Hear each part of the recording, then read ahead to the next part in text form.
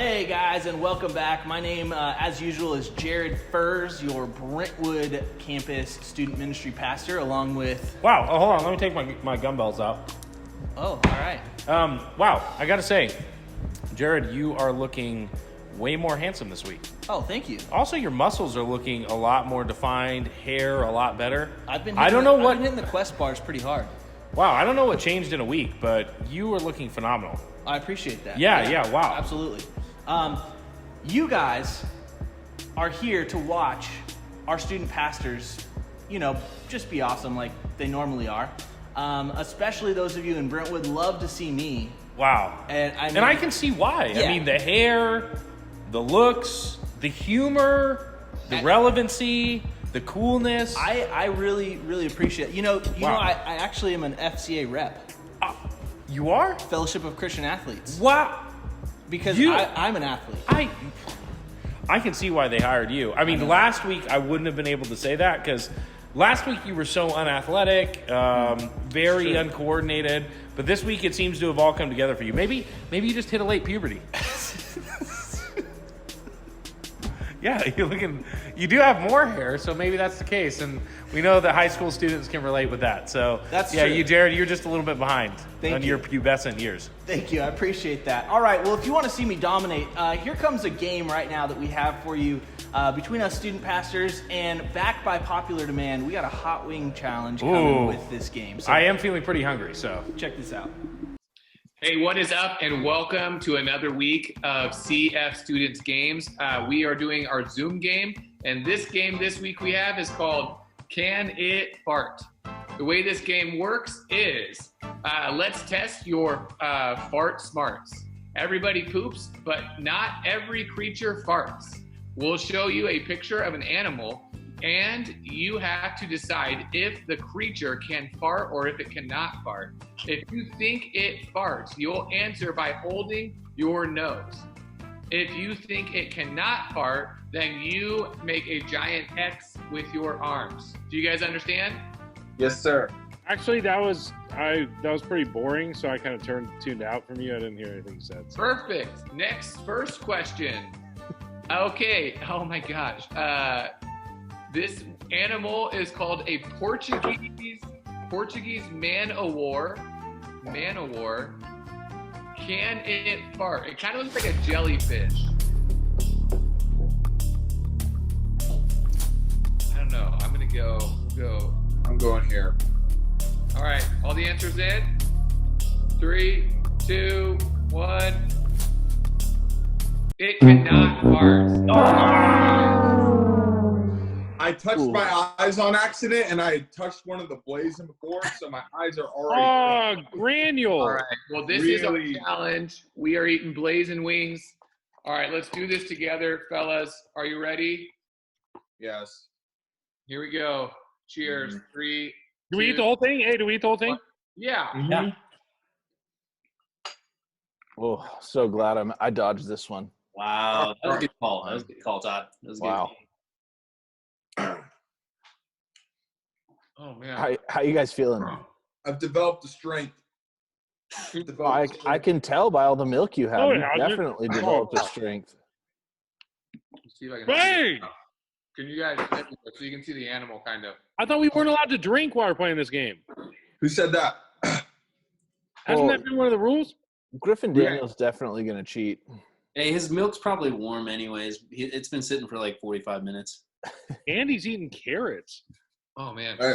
Here we go. Next question. A herring. A herring. A herring? A herring. Shut up, Jerry. Can you guys see it? Oh, A herring. yeah. Need some water. Hold on. Can it fart? We going? Can birds fart? I'm going to say no. I'm going to say no to birds. No. No. Can you guys not see it? The fish, bro. It's fish. Oh. I'm saying All right. I can't take it anymore. 3, 2, 1. Yeah! Screw you, Jake. fish can fart. Wait, it can fart? They can fart. Awesome. Ugh. All right, Sorry. who lost? Jake and Oh, I have a floating wing here. Eat it. Just gonna put This is so hot. gonna put some ranch. Ooh, that's gross. Everyone's just being really soft this week. I thought we're not allowed to do ranch. What is Who this? told you that? Griffin's got milk and you got freaking ranch? Bro, All right, I here got we go. ranch. I got some Next one. milk. All right, hamsters. Can hamsters fart? Oh, this is so easy. That I feel like that is gonna reverse psychology us. They can fart. They can't? They can. Yeah, that's good. You guys. I think I've smelled a hamster fart before. I feel like I have too. I had a gerbil as a child. All right, okay, here we go. Next animal. You guys ready? Here we go. A coral snake. A coral snake. All right, let's see your answers. And make sure, students, you're answering in the comment box too. Yeah. Here we go. Coral snake. 3, 2, 1. I'm gonna give it a go. I think initially. Wow, you might be the only one. It can fart. Let's go, Gotcha. Griff! All right, Let's go. Hey, I feel like pulling Let's go. a Griffin and just cheating. No, don't cheat. Oh, dude, I held it. Be with me right now. here we go. All right, here we go. 3, 2. I'm gonna eat one with you guys. Dude, my first one still kind of hurts. Mm-hmm. It lingers. Oh yeah. Mm-hmm. Let's go, baby. Oh. All right. Heartburn? Oh my gosh, dude. Oh my gosh. All right, next one. A goldfish. Oh my Out of God. control. Can a goldfish fart? Here we go. 3, 2, 1. Please, baby Jesus. And the answer is it cannot fart. Yes. Woo! All right. I'm gonna get heartburn. I'm gonna get mouth burn. Another floating wing. Woo! Mm, Bad day. I legitimately have If I ate Tums before that, is that against the rules? no, that's just smart. Oh man. Eating Tums in this game is like having steroids in baseball. Yeah. Jake, does being at the beach help this game? Does it help it? it's kind of nice out. Yeah. The wind is blowing. Guys, my lips are burning. All right. Can you see him? Can you see him? Yeah. Dang. Relaxing in my lawn chair. Can a That's not parrot? the image I wanted. All right. Can a parrot fart? All right. Here we go. 3, 2, 1. Saying no. Did everyone answer no? No, I said yes. A parrot cannot fart. Oh, I also touched my eye. Oh, Big mistake. All right. dude, By I'm yourself. burning right now. I'll Whew. eat one with you. Even though I got it right. Griffin's a man among boys. Cheers. Griffin's also been chugging the milk. You say the Tums before this. Feel the boogers coming. Woo! Feeling strong. All right, here we go. Next one. Woo! A millipede. Can a millipede fart? How do they even test this thing? Like, how do they even know if it can or cannot Science, fart? bro. Science. Ah. All right, here we go. Millipede. 3, 2, 1. And the answer is, dang, it can fart. Ah. From I where, want dude? Millipedes fire. are butts. Oh.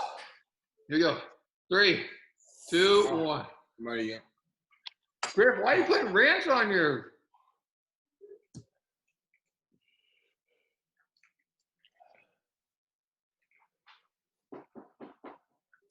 I do think it gets better as you go. It's good for me. The pain's just there.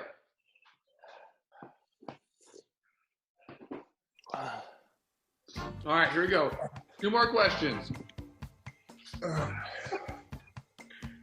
right, sloths. Can it fart? I bet you they just fart super slow. What is it? Super long. I can't hear anything you're saying. A super slow fart. Like, A sloth? We didn't need that example. I liked it. I love. Oh man, it hurts. I love the sloths in Zootopia. Dude, I'm burning. All right, here we go. 3, 2, 1. The pond sloths. Here we go. The answer is. Oh, shut up! It can't. How the heck? We need to fact check. I can't take this anymore. All right, here we go. After this is the last question. My smallest one. Okay, here we go.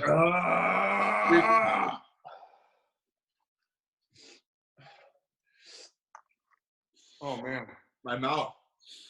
I got really confident before. I shouldn't have ate the extra ones.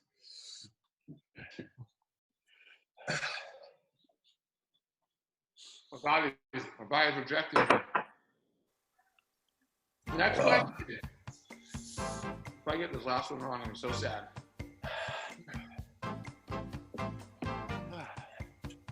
I've gotten 9. I've gotten 8 wrong so far. All right.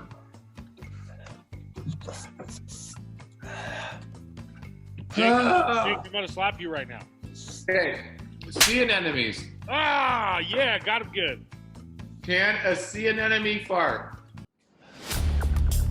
I feel like this is a trick. I feel like it's a yes. They All right, won't- here we go. No. 3, 2, 1. All right. And the answer is it cannot fart. Hey, slap me My again. eyes are watering. Slap me one more time. Oh man. Yeah. Yeah. Grab some more milk. Okay, game's officially over.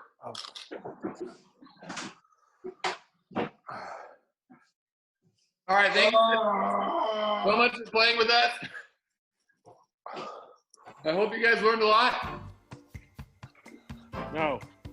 Oh man, back to Sandil and I for some hosting time. Back to Sando and me for some hosting time.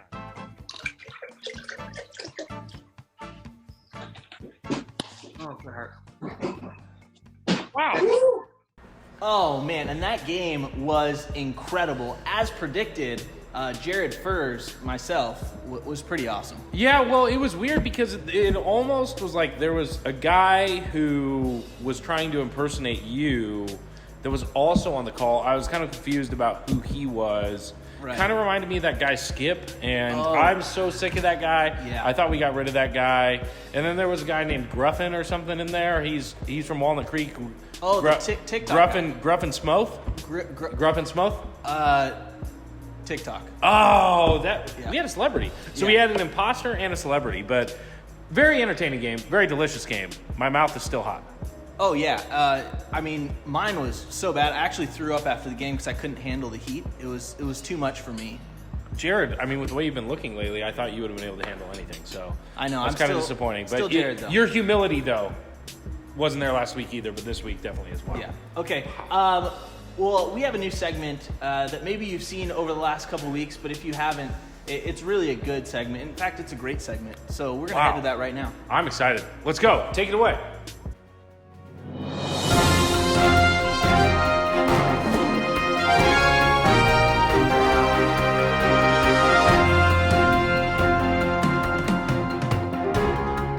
All right, and we are back for our good news segment. It's great to hear some good news every once in a while, isn't it? It is, and some great news for me is you cleaned up very nice this week, Jared. I don't know how you did it, but once again, looking very sharp, much sharper than previous weeks. It's Well, nice thank to see. you. I really appreciate that. I've really been working on myself just this last week and trying to improve, and so I appreciate the recognition. Yeah, absolutely. I'm always a positive, encouraging guy, so I'm always here to build you up, to make you feel better, to be kind to you. And man, I don't know if you've been using Rogaine or your testosterone levels are just extremely high, but the hair growth you've had in the last week is pretty freaking incredible. And that's actually our first set of good news here, is that I've really improved myself. Wow. Yes, that's great news. Jared Furse has definitely become a better version of himself just in the last week, and that's the first bit of good news that we want to share with you today. I was praying for that. Answered prayer. Yeah. The next bit of good news, some of you might have heard, but Major League Baseball is discussing a comeback, and we could see some real sports within the next 6 weeks or so. Wow. And I know we've got some sports fans out there, and that gets me pumped up because I'm tired of watching reruns. I'm tired of watching documentaries, kind of. But I want to see the real thing because not knowing what's going to happen is part of what makes sports great. Absolutely. And as an FCA person myself, sports is a really big part of my life, and so this is going to be an incredible opportunity for all of us to get back into the swing of things. Yeah, and that's actually why I hate Broadway musicals and stuff and plays, because everyone knows what's going to happen. So why do I want to watch people dance and sing around when I already know the ending? Bro, this is positive. You can't do that. You have to... well, I can do whatever I want. So you're starting to turn back into old Jared. Don't do it. That's true. And the next bit of good news that we have for you is really just to highlight our community group leaders. Yeah. You guys have excellent community group leaders that are really the bread and the butter of this ministry. Yeah, and I just want to highlight, I don't do this too often, but I want to highlight one of our leaders from Hayward, Ezra Gonzalez, literally is a Zoom pro. The first week we went into shelter at home, immediately transitioned groups to Zoom, and they've been running consistently and super well for the last couple weeks. So Ezra, I just want to shout you out, man. Along with all of our amazing leaders at all our campuses, it's been cool to see us continue to have community even at a time when we can't gather together. Absolutely, yes. There's some great ones on my campus in Brentwood. I've heard some good things about Livermore. I actually know a lot of those Livermore leaders pretty well, and I've heard some good things there. Our Danville campus is doing great things. Our Walnut Creek campus is doing great things. Yeah. All across the board. We just want to say thank you to our community group leaders and what they're doing in your lives and how they're helping you take your next steps with Jesus. That's some freaking great news. That's some great news right there, and we will see you next week for our great news segment.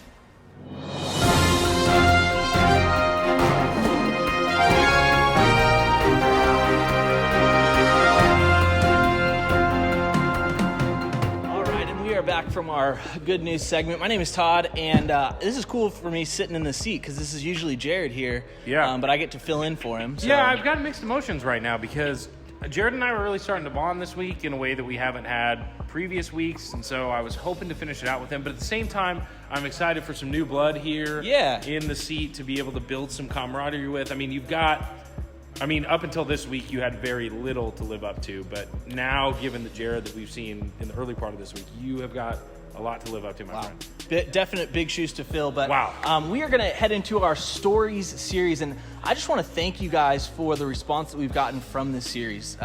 Sharing my story last week, for those of you that tuned in and saw it, a lot of you had really positive things to say, and so encouraging, because even for us as student pastors, as we're really honest and putting ourselves out there and telling kind of the darker parts of our story and our life, it's kind of difficult. And so I appreciate you guys for just being respectful and being encouraging through that part of these stories, because honestly, there's so much to learn from each one of our stories. Yeah, and really when we are in doing this, essentially we're giving you guys permission to be honest with your stories too. We don't want you to cover up things that you're embarrassed by, or to not present a real version of yourself. What we want to see is the real version of you, in the same way God wants to see the real version of you, and we grow together. And none of us are a finished product. This journey of growing with Jesus is exactly that. It's a journey, and it won't be complete until we're with the Lord after we've passed on. And so it's cool to see these stories unfold. And like I said, we want to hear yours too. Absolutely, that's right on. And this week, the reason I'm filling in for Jared right now, he was here earlier, but the reason I'm filling in now is because we're going to hear his story. So I let him go get ready for that, to tell his story. But I know it's going to be an encouragement to you and something that you can learn from as well. So would you guys just give your full attention as we check out Jared's story right now? Take it away, JW. Hey, my name is Jared, and this is my story.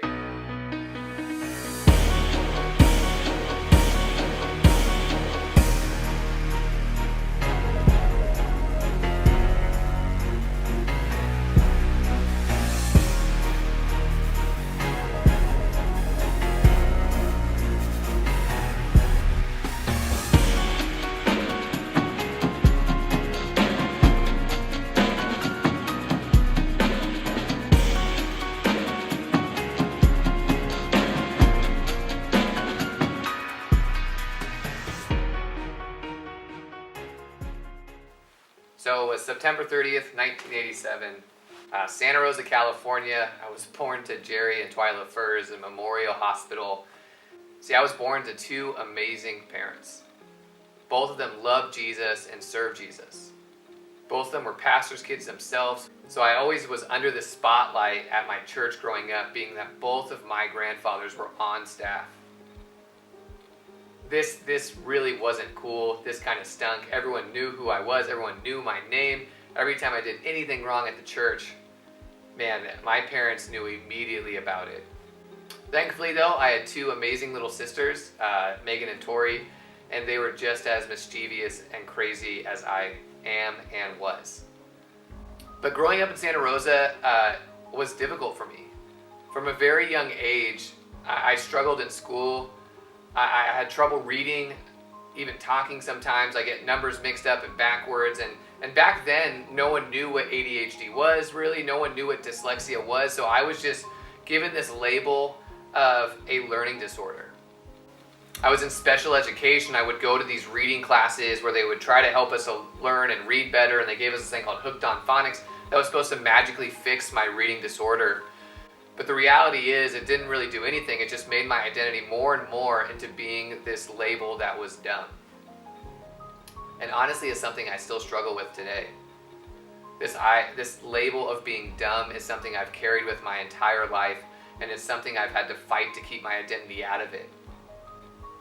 I've always overcompensated when it comes to my identity. I've always overcompensated with trying to be something that I felt like I was in my heart, which was being called dumb. I knew that was a lie, and I would overcompensate to do other things. And I really found my identity in my athleticism. From a young age, I was advancing in baseball and soccer, and I was leading these teams, and we won state in soccer, and next thing I know, in Little League, we're winning championships.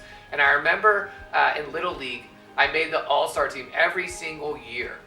And then it came to the final year, and I got called by my coach. He's like, hey, you're going to want to come to this. And I remember I was super hopeful because I'm like, yep, I made the All-Star team again.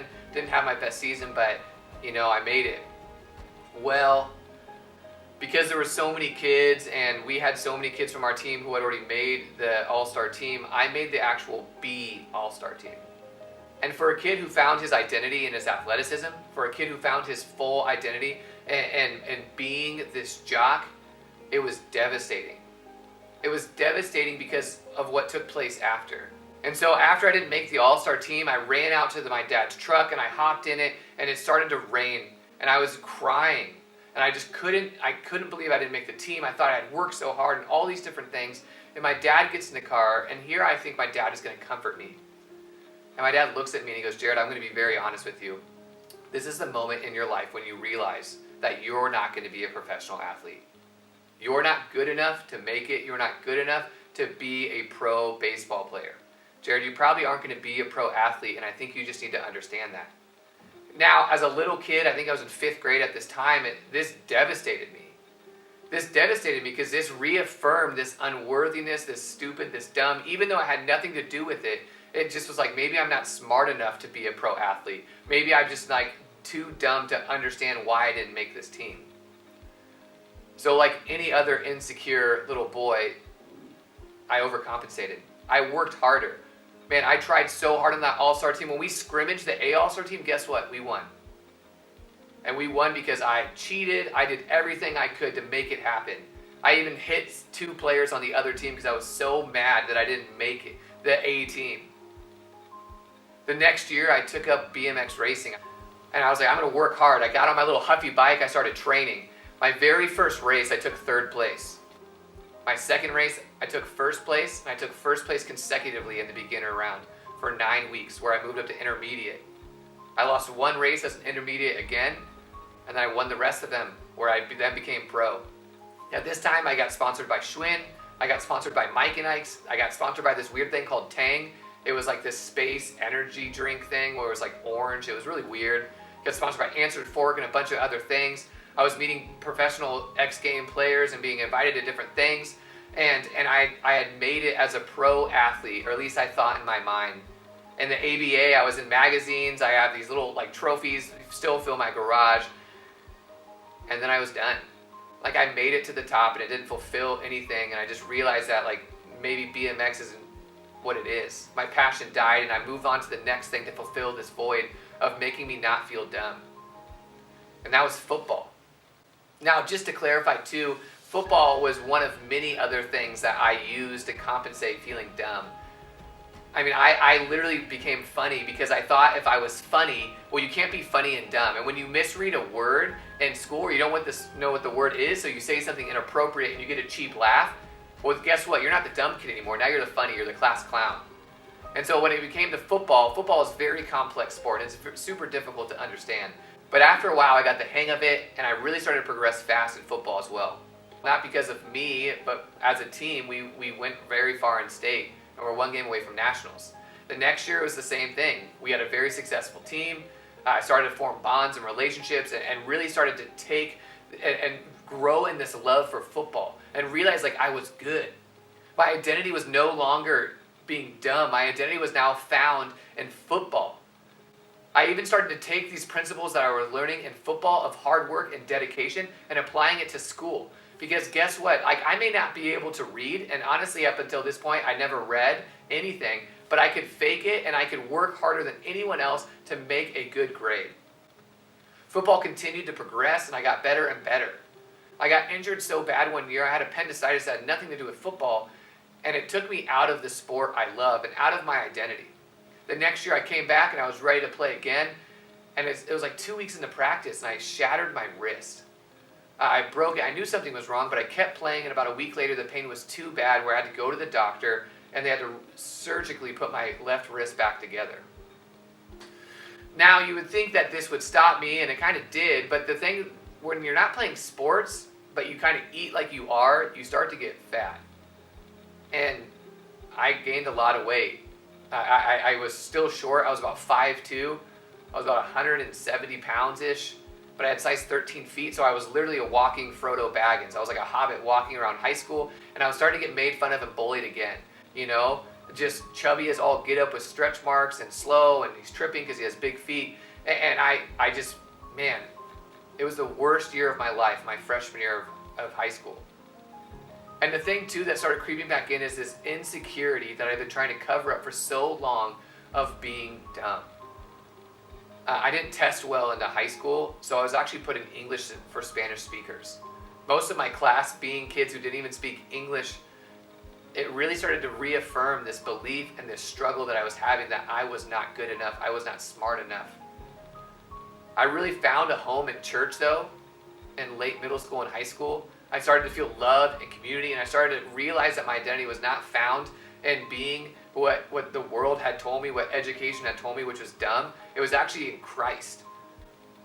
Now this idea really began to take over my life, and I really started to pray and ask God, how can you help me? How can you do these things? And God really became this genie-like figure to me, to where I prayed so much, like, God, help me to grow, help me to get bigger, help me to get stronger, help me to get faster. You know, God, I want to be a pro athlete. And I would pray to God, and I felt like the more intentional, the more I lived for God, the more God would bless me. After my freshman year, I really felt like this is how God functioned, because God gave me what I asked for. My freshman year, I came in at 5'2", about 170 pounds. My sophomore year, I came in at 6'2", 165. Like literally people thought I had transferred into school because it was such a radical change. I worked out all summer with the football team and my life was completely different. My freshman year, I tried out for football. I didn't make the team. I tried out for basketball. Didn't make the team. I joined it as a manager. I literally got them water and just so I could practice. I tried out for baseball. Didn't make the baseball team my freshman year. So over the summer, I worked out. But even in this time, God was doing things within me. Like I went to Mexico with my church. I grew with my youth pastor. He loved me in such a unique way. He started to really help with this insecurity of me feeling dumb. My sophomore year, as I went into school, I became president of our Christian club. I worked so hard at trying to live for Jesus because my hope was if I lived and served Jesus, he would give me what my heart's desired. Isn't that what it says in Scripture? And my heart's desire was to be famous. My heart's desire was to be, I want to be like the Rocket Rodriguez, from The Sandlot. Because heroes last a lifetime, but legends last forever. And that was my thought. Like, God, make me a legend. Make my name last forever. Everything was about me, and if I loved and served God, man, he would give me what I wanted. And God did. My sophomore year, I made the football team, no problem. I was our starting quarterback on JV. I even got pulled up to varsity and played a few snaps here and there. My basketball team, same thing. Made basketball, made JV, even got pulled up to varsity, played a few games there. I made the baseball team, had a great season there, got pulled up to varsity towards the end to pitch and play first base. So I even worked out harder. I dove in deeper with Jesus. Because Jesus was giving me what I wanted. Jesus was rewarding me for serving him. And my identity was fully into being this pro athlete with God on the side. Now, as my junior year came, I did the same exact thing. Man, I worked my butt off my sophomore to my junior year. I went to football camps, I weight trained, I speed trained, I did everything you were supposed to do. And I remember coming into my junior year, my football coach looked me in the eyes and began to cry.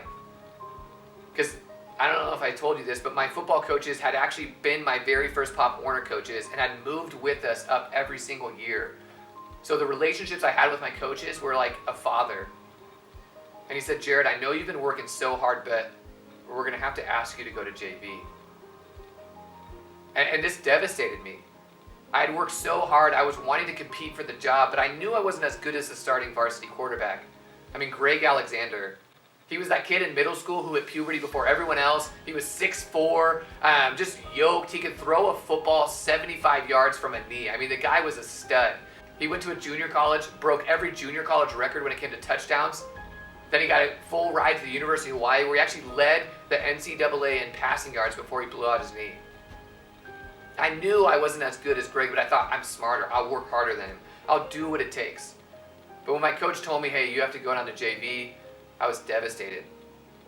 I was like, God, how could you let this happen? I've worked so hard. I've given so much to you. I'm the Christian club president here. I'm the BSU vice president. I'm trying to build bridges and love people. And you, God, you know what? I'm trying to make your name as great as you're going to make mine. It's kind of this mentality I had. So I continued. I played football. I played JV. It was fun, playing with a bunch of little kids. And then Greg got hurt on varsity. So I got pulled up. I remember it was like yesterday, man. Santa Rosa High School. I threw up like 5 or 6 times before the game. I was scared to death. And I remember going onto that field, and I remember time flew. But when that game ended and we had won the game, I had thrown for 375 yards and 4 touchdowns. I became the player of the week, and my life instantly changed. I literally had felt like God had given me all that I could have ever wanted. The next week, I started getting calls from football coaches, calls from schools asking me to come and consider going to their school. I got offered to go to summer camps to work out with Nike and different Adidas like football camps, 7-on-7 tournaments. I had offers coming from small D1 schools and NAI schools all over California and the West Coast. I literally had thought I had made it. I had battled with Greg the rest of the season and got some more snaps. We ended up sharing some time. But I had felt like I had made it. I was the football quarterback. I was going to be pro. I was being told by coaches all over the West Coast that I had the size, I had the arm strength, and guess what? I was smart.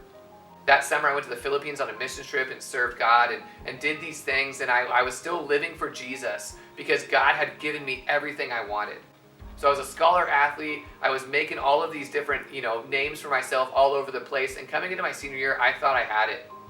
My wide receiver was getting national recognition because he had ran a 4.340 at a Nike camp. The kid was so fast. Terrence Bell, I couldn't throw the ball far enough for this kid to outrun it. We had some other studs on the field, and I thought, man, this is my ticket. I'm going to go play at some amazing D1 university. I had a few D1 offers. Here we go. I was playing in PE. I was playing basketball, just pickup game. And I remember I drop step, and my friend Devin went to the hoop, and we went knee to knee, and I felt it immediately. I felt the pop in my knee. It dislocated. Probably the most excruciating pain I'd ever felt in my entire life. I remember sitting there, and Devin, being a part of our football team, was like freaking out. Like, our season is over. I popped my knee back in place. I iced it. I sucked it up. Went out, did all the things you do before a game. My knee just didn't feel right. Put a little brace on it. Very first play, we were going to go deep. And I remember as I went to throw the football down the field, it happened again. My knee dislocated. We somehow came out with a win, but I just felt so defeated. I felt so defeated, like, God, how could you let this happen? Maybe I need to pray more. Maybe I need to give something up, God. Maybe am I doing something wrong that I need to do or make right? I told the recruits that it was just an off week, but I knew something was wrong. I went to the doctor that next week with my dad, and I had found out I had torn my MCL and ACL. Like, my knee was completely just done for. The doctor was actually kind of shocked that I was able to run still with it. And I asked him, like, hey, is there anything I could do more to mess my knee up? And he said, honestly, no, you couldn't. Everything's pretty much just destroyed. And he's like, if you're able to run, you can keep playing if you want. For the previous years, I had a couple surgeries, and so I had a bunch of Vicodin stored up. So every week before a game, before practice, I would just take a couple pills. This became something normal for me, and I just kept taking pills to offset the pain, to keep playing. And what was happening with this is this local fame had kind of become my identity. I'd gotten into my head. And I was pretty frustrated with church, with God, because guess what? I'm hurt. God, you took what I thought you were calling me to be, which was this amazing pro athlete, that I was going to make it and make you known, God, as I became famous. And then when you came along with me, God, and I was done and I had retired and I become a youth pastor, because you know what, God, I knew you wanted me to be a youth pastor. And I was running towards this fame, and now it was gone, just like my God was gone. My identity of being this amazing football player had blown up. And what was I left with? A joke of an education. Like, I didn't learn anything. I mean, it's my senior year in high school and I still haven't read a book. I still didn't really know how to read. I was okay at math. All I knew was football. I dedicated my entire life to football. And it was gone. So I did what any other 18-year-old boy who was kind of hopeless and had lost his dreams. I just tried to overcompensate. Tried to fill voids with other things. I had lost my scholarships for football, so I started messing around with girls. This one girl had shown me a lot of attention, so I was like, oh, okay, we'll hang out. She's kind of cute. Started pushing some limits, I started going to these parties, and I did what any other kid who had this identity in Christ would do. I would go to these parties, and I would be like, yeah, I don't drink, you know what I mean, but you guys can drink, that's up to you. Like, I'll drive you home, no big deal. And then I kept going to these parties, and I kept, telling them these things, and they'd be like, oh, come on, Furs, like, just take a shot with us here, take a shot with us there. And all at the same time, I'm taking this, Vicodin to help with my knee pain, and I'm starting to drink now, and then I have this girl that we're pushing limits, and I'm like, well, I can't go this far because, in the Bible it says not to do this, you know what I mean? And I'm justifying all these things because I still have this idea of, like, I live for God, like, somehow God's going to make it come through. Well, then one night, I'm hanging out with this girl alone. It's actually me, her sister, and her sister's boyfriend, and we're playing this drinking game, and T and I have been, dating this girl for a couple months now, and everyone else is having sex. Everyone else is going to parties and drinking. Everyone else is doing these things. And so it's like you feel this pressure, this peer pressure of you should do it too. It's going to be great. You'd already crossed so many lines, Jared. Like, what's one more? You know, one more that I know was so sacred. My parents have done such a great job of raising me and telling me of what a blessing it is of saving yourself for marriage. Well, that night we began drinking. We began having fun. And I remember her sister and her boyfriend went off to their room, and my girlfriend and I went off to her room. Next thing I know, one thing kind of leads to another, and we're ready to go all the way. When I come back in the room, she's on her phone. It's my best friend at the time, and he had called her and said, "Hey, your dad is at my house and he is furious. You need to get over here right now." So I did what any 18-year-old kid who was scared to death of his dad did. I hopped in my car and I straight up raced home as fast as I could. I drove as fast as I could. I picked up McDonald's because I didn't want my dad to know that I had been lying to him and my mom about everything I had been doing. So I picked up McDonald's like, "Oh, hey Dad, sorry, I was just at McDonald's picking up for my friends." He goes, "Dude, I know where you were. I'm not stupid. Get in the car and head home." So I got in my car and I drove home, and I was so scared because my parents didn't know about me taking these pills to make my knee pain stop. They didn't know about the drinking, or at least I thought they didn't. They didn't know about this girl that I've been hanging out with that, you know, didn't know Jesus and didn't go to church because that was an expectation. And so all of these lies just blew up in my face. And at that moment, my parents asked me, like, "Hey, you need to get out of the house. If you're not going to follow our rules, you're 18. Figure it out yourself." So I began to live with my best friend on his floor. My best friend's a triplet, so 4 grown dudes living in one room was not fun. And at the same time, if things couldn't get worse, my girlfriend decided to break up with me. Because that conviction I had felt of knowing I shouldn't do this, I was like, "Hey, I don't think I really want to do this." So she found someone else. And I was heartbroken. And everything was just falling apart. My life had literally just gone. Everything I had found my worth, my value in, was just up in smoke, including my faith in Jesus. I mean, how could a God exist and let something like this happen to somebody who had served their entire life for him? Am I right? Like, I'd given everything to God. I mean, I was a Christian club president. I went to church every Sunday. And if God couldn't take care of me, someone who was so faithful and loved him so much, and couldn't give me this dream I had, then God obviously wasn't real. So now I'm homeless. I don't have football. I don't have girlfriend. I mean, I don't have anything. I began this searching, wandering. I was still drinking. I was still taking these pills to make my knee pain stop, feeling this void of trying to feel happy, feel good. And I remember this moment. It was like 3 a.m, and I'm just sitting at this park. I don't remember where or what I was supposed to be doing. I remember being in that moment and staring at the sky, looking at all those stars, thinking of the verses I'd memorized as a kid, you know, that's God's handiwork.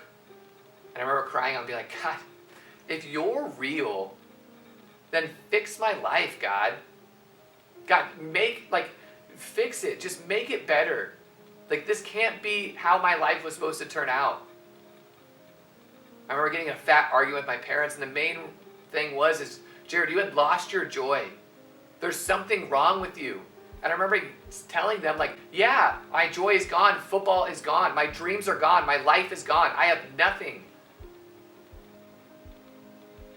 And it's crazy when you find your identity and you find your worth in things of this world,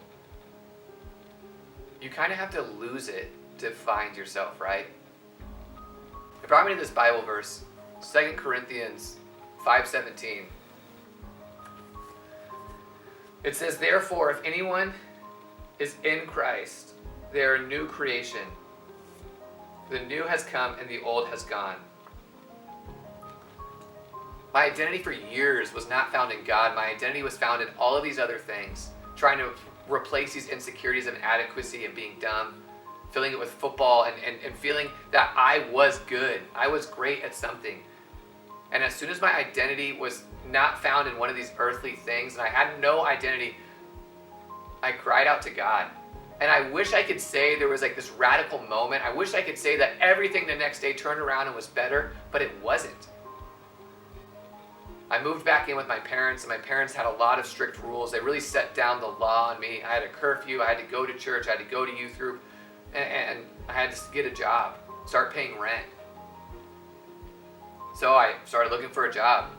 One of my friends was like, hey, you can come work with me at Long's Drugs. Little did I know that this was the first chess piece in my life that God was moving to get me to the place that he needed me to be. I started working there, and I loved it. I loved hanging out with my friend. I met this other dude, his name was Will. Will was this dude that was like an ex-drug dealer, kind of like street guy. We were both super into hyphy music. He loved Jesus. I was kind of starting to still figure things out with Jesus. And it was so crazy to hear someone talk about this radical grace and this radical God that I had never really experienced. My God was this genie. My God was this dude who, if I did the right things and I followed this law and I lived in such a way, God would give me things and bless me. But to hear about a God that loved me so much that he blessed me and doesn't care about what I did or what I've done, that wasn't what I knew. That wasn't the God I was following or serving. The God I knew was serving me and following me and showing me and giving me the things I wanted. And it was just crazy how one person could come in your life and kind of turn things. My youth pastor reached back out to me because he had seen me at church. He had spoke things to me that, man, I couldn't remember. I mean, I loved John. He sat me down. I remember we sat at Jamba Juice, and he's like, Jared, you've been seeking God, but you've never actually found the true God who is Jesus. You've been trying to find your identity in all these things of the world when the whole time they didn't work out because God had a bigger calling for your life. And you've known it your entire life. You've known God has wanted you to be a youth pastor, so step into that. And this is true.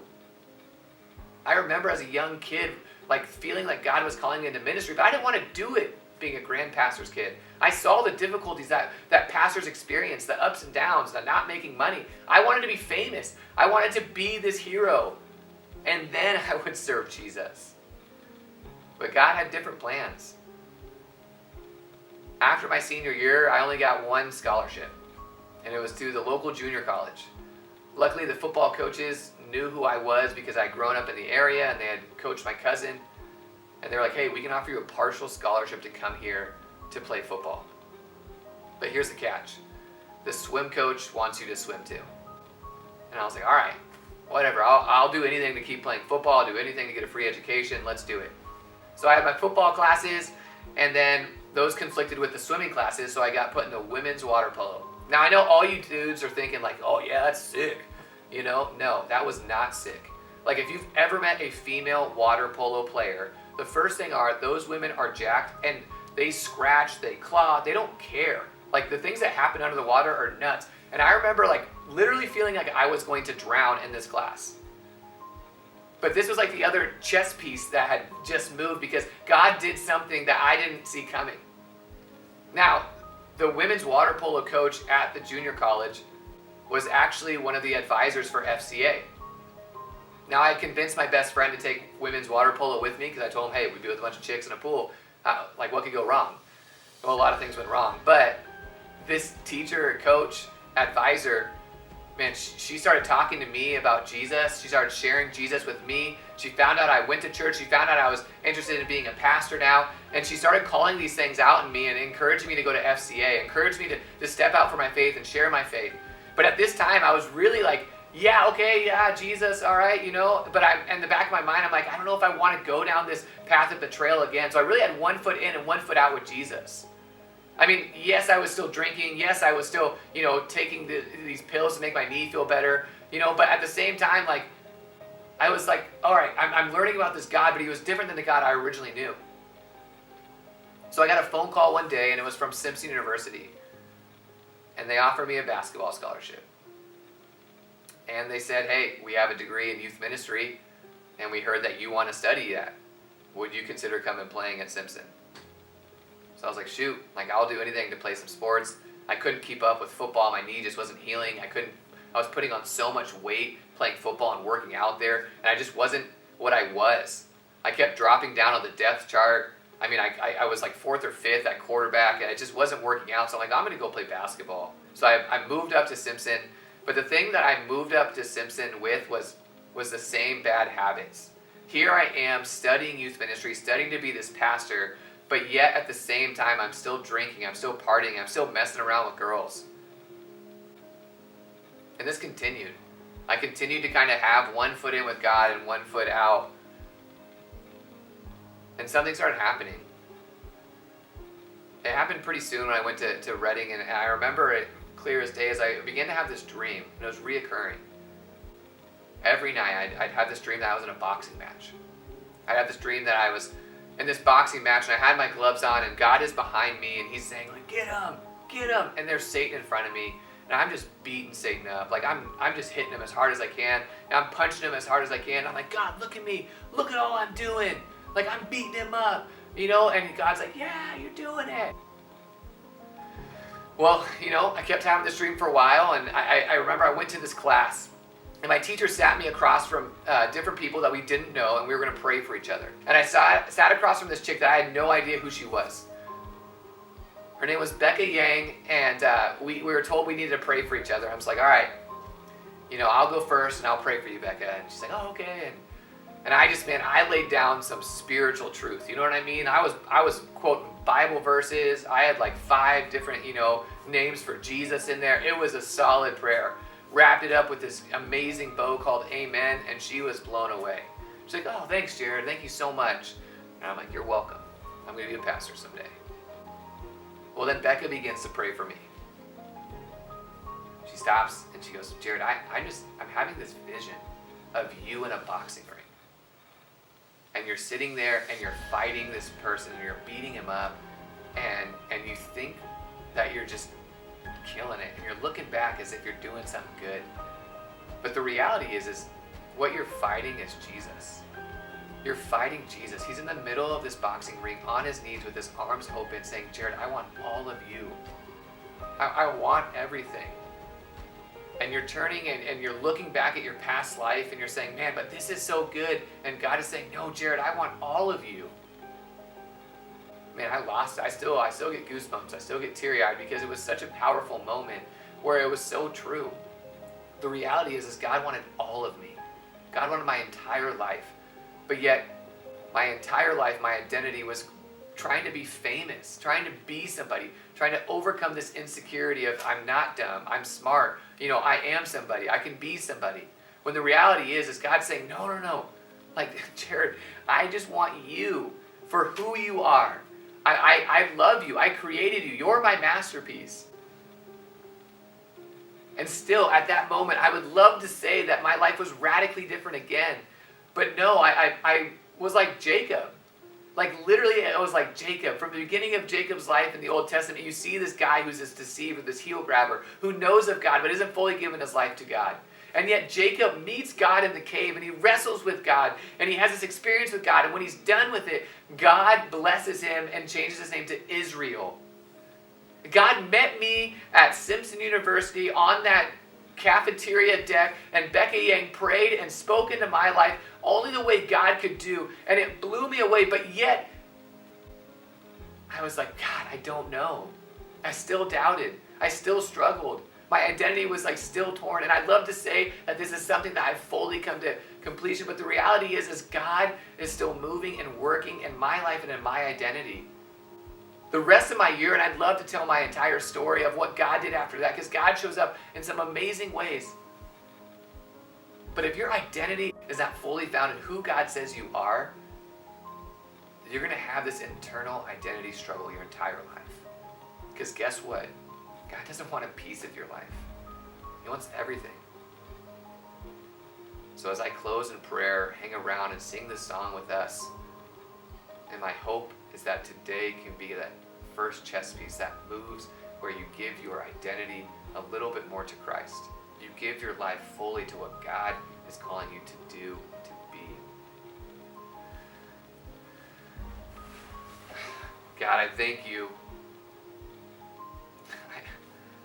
I think of my story and I still feel like Uncle Rico sometimes, God, where I'm like, Lord, what would have been if I went to these colleges and played football and whatever, but I also think of like the amazing testimony, the amazing life I have, the blessing of my wife and kids, and the radical story of transformation that God, that you've been in my life.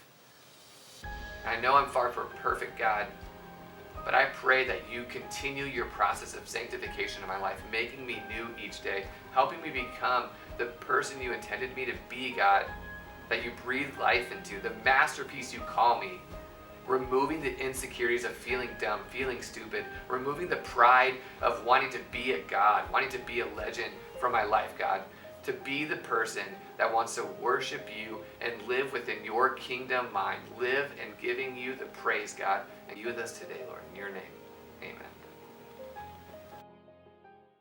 Well, hey guys, we're going to take a moment here and we're going to go into worship. So wherever you're at right now, whether you're in your living room, your kitchen, or maybe you're even still in bed in your room right now, maybe we could just take a moment and really lean into what God has to say to us.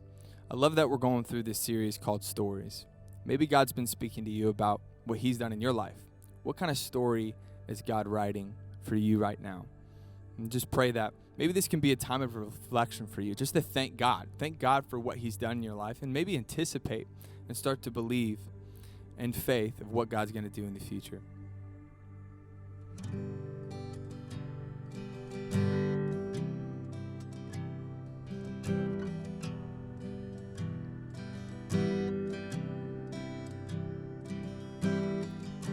Set a fire down in my soul that I can't contain, that I can't control.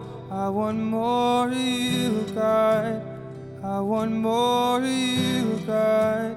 Set a fire down in my soul that I can't contain, that I can't control. I want more of you, God. I want more of you, God.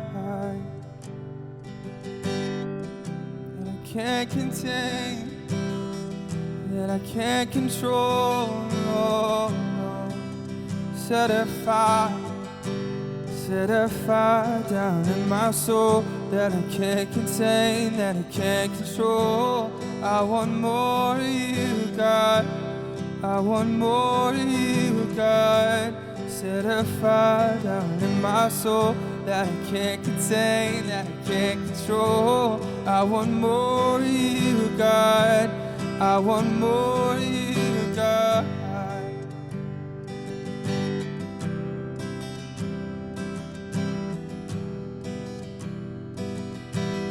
Sing There's No Place.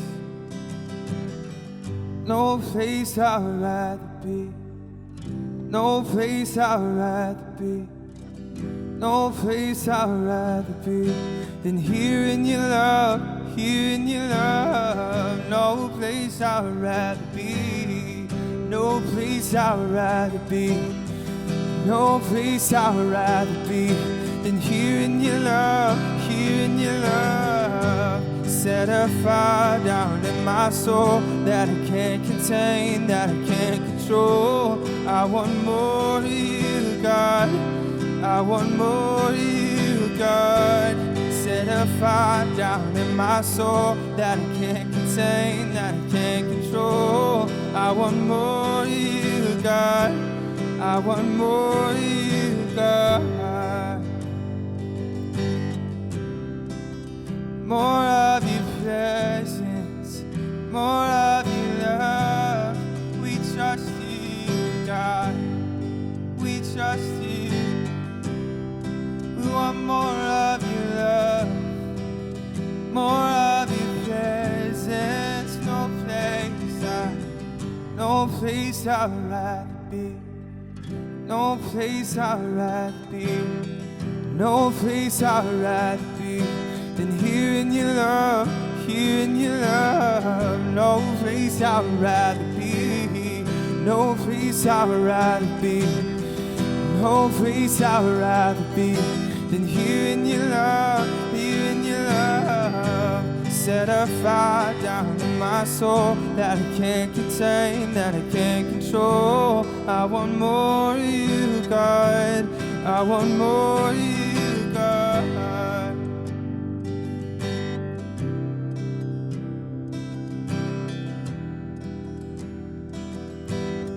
Maybe right right now we just make this our declaration. I want more, I want more, I want more, I want more, I want more of you. Pour it out. I want more, I want more, I want more, I want more, I want more of you.